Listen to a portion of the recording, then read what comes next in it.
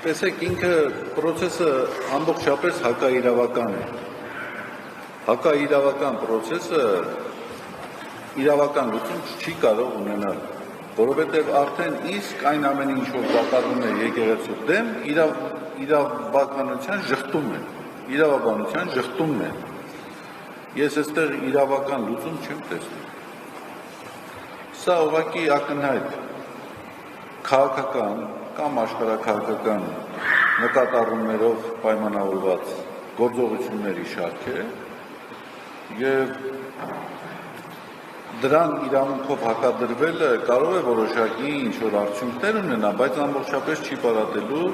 մեր մտահոգությունները։ Այստեղ խնդիրը ոչ իրավական առումով, ոչ կանոնական առումով, ոչ եկեղեցաբանական առումով որևէ ձևով արդարացված չէ քաղաքական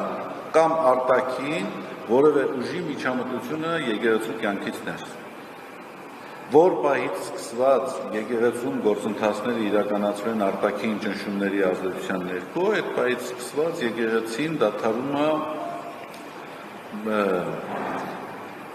մնալ իր առաքելության մեջ, որովհետև դա դառնում է սպասարկող արտաքին օրակարգերի եւ արտաքին ճնշումների։ Հանգուցալուծումը գիտեք ինչ, մեր եկեղեցին վերադառնան պատմությանը, չասեք, որ վերադարձավ պատմությանը, այսպիսի հալածանքներ, արշավներ տեսել։ Լուծումը դիմանալն է, դիմադրելն է եւ համբերատարության զինվելն է։ Եվ օգտագործել խելամտորեն այն գործիքակազմերը, որոնք որ կան։ Իհարկե նաեւ դա հավատավոր ժողովրդի հանրության աջակցությամբ եւ ակտիվ ներգրավվածությամբ։ Ես պատրաստի դեղատոմսեր չունեմ, որ ասեմ այսա անենք, սա գլոբալ խնդիր է, միայն եկեղեցու դեմ իրականացվող արշավի խնդիր չէ, հիմա վերջին 5-6 տարում ամենայն դեպս պատերազմից հետո Հայաստանում տեղի ունեցող իրադարձությունների համար ինչ լուծումներ ենք տեսնում, ինչ այլընտրանքներ ունենք, ինչ մոտեցումներ ունենք։ Մենք ստիպված ենք նաեւ այս հարցերին պատասխանել։ Եթե մենք այս հարցերին պատասխաններ չենք գտել, լոկալ եկեղեցու դեմ իրականացվող հարցերի հարձակումների դեմ պատասխանները կդժվարանան գտնել։ Լուծումը մեկն է։ Քանի դեռ այս իշխանությունները շարունակում են պաշտոն ավարել, մեր երկրում պիտի շարունակի ներքին պառակտումը, մեր երկրում շարունակվելու է անհամերաշխությունը, արտաքին սպառնալիքների աճը եւ Հայաստանի ու հայ ժողովրդի արժանապատվության կորուստը։ Լուծումը այս իշխանությունների օրակարգից հրաժարումն է։ Օրինական, սահմանադրական, ոչ բռնի, սա էլ շեշտեմ, ոչ բռնի ճանապարհներով։ Սա էլ շեշտեմ, որ իրանց այդ հաճույքը չպատճառեմ հաջորդ քրեական գործնել է թիմքով հարուցեն։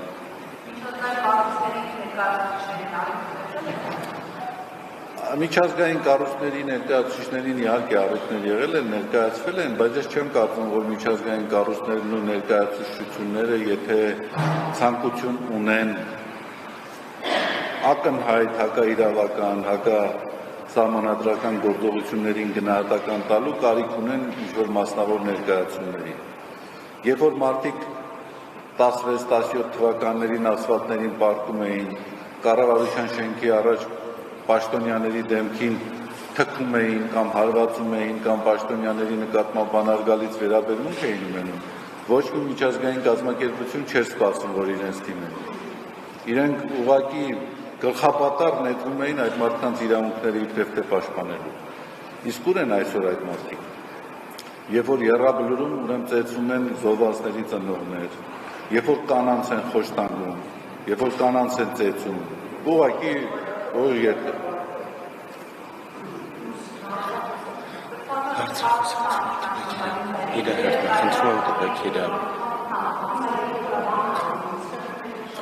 Գիտեք, հիմա հեսա պատասխան եղավ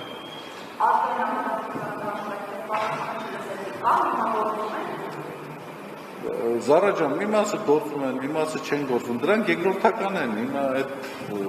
գործում են, չեն գործում, էական է այստեղ ինչ է, ես ձեզ ասում եմ, մեր միջև եղել է հանդիպում, ինձ չեն կանչել, և կանչելը հեռախոսով չի լինում,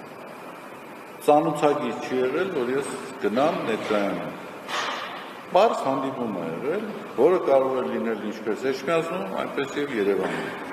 եղել է հանդիպումը ոչ իմ նախաձեռնությամբ, այդ հանդիպման ընթացքում ես ներկայացրել եմ իմ մոտեցումները, իմ տեսլականը, իմ գաղափարները, իմ դերքորոշումները, իրենք արտահայտել են իրենց մտահոգությունները, իմ մոտեցումները, իմ դիրքորոշումները չեն փոխվել, բայց նաև ես հասկանում եմ, որ այն անձինք, ովքեր որ ներգրաված են այդ ծառայության մեջ,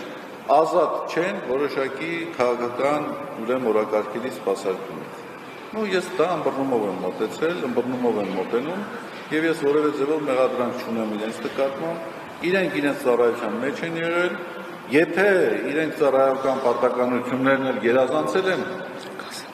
դա որևէ ձևով չի գործել իր վարքագծի վրա։